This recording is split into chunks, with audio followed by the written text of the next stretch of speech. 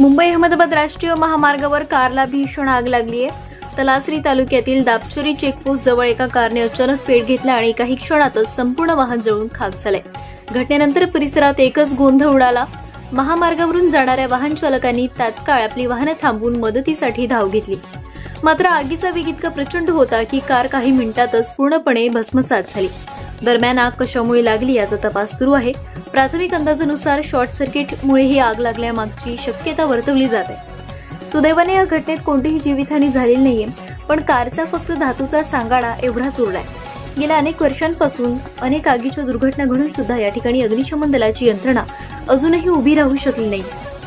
हे जिल्हा प्रशासनाचं, लोकप्रतिनिधींसह राजकीय नेत्यांचं अपयश आहे। महामार्गावर पेटलेली ही कार प्रवाशांसाठीही आणि प्रशासनासाठीही इशारा ठरली आहे। सुरक्षेची काळजी घ्या, कारण जीवाची किंमत कोणत्याही वाहनापेक्षा मोठी आहे। कारण राष्ट्रीय महामार्ग प्राधिकरणाला तुमच्या आमच्या जीवाची किंमत काहीही नाहीये।